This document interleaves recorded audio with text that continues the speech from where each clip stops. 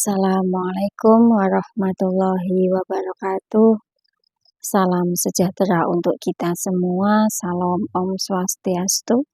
Namo Buddhaya, salam kebajikan, salam agama tauhid, salam persatuan agama di bumi Nusantara.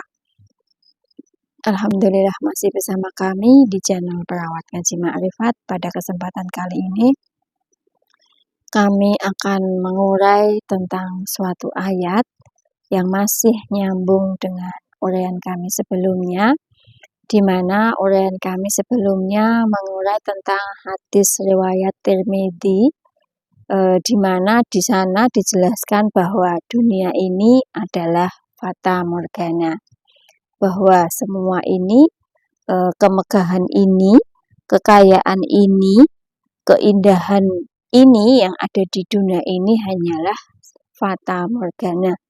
Dan semuanya itu akan lenyap, akan rusak, akan hilang.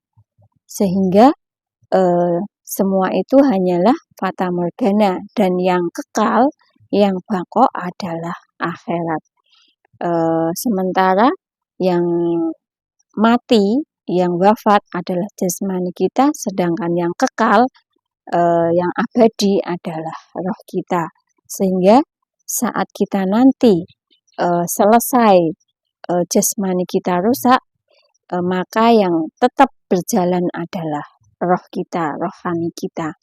Jadi selama kita masih berada di alam baru, alam dunia ini, roh kita harus kita bangunkan, harus kita aktifkan, harus kita upgrade untuk bisa belajar memasuki alam akhirat. Jadi nanti saat kita jasmani kita sudah rusak, rohani kita sudah bisa memasuki, sudah bisa menjalani dunia akhirat, alam akhirat. Karena memang saat kita masih di alam dunia, rohani kita sudah belajar bagaimana memasuki alam akhirat. Jadi jika kita di dunia ini sudah bisa memasuki alam akhirat melalui bimbingan guru, sebenarnya maka kita akan memandang bahwa dunia ini hanyalah fata morgana yang akan lenyap, yang akan rusak, dan yang kekal itu adalah alam akhirat. Kemudian jika kita sudah bisa sampai ke alam akhirat, ada sambungannya lagi di Quran surat Al-Baqarah ayat 115.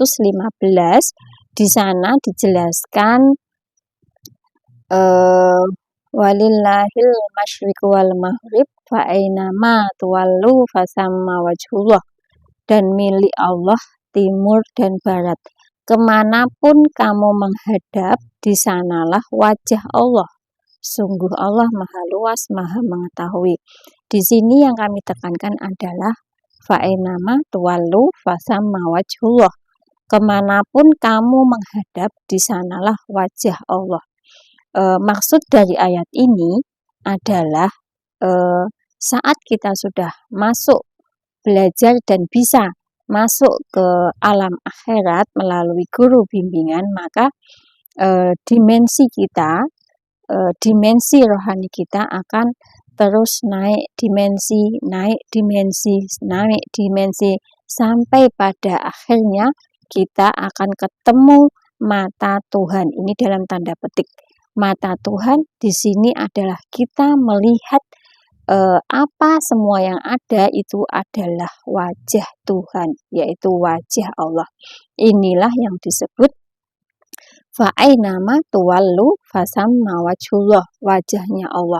Karena yang bisa melihat wajah Allah itu adalah yang mutlak, yang qadim. Sedangkan relatif, baharut itu tidak akan bisa melihat wajah Allah.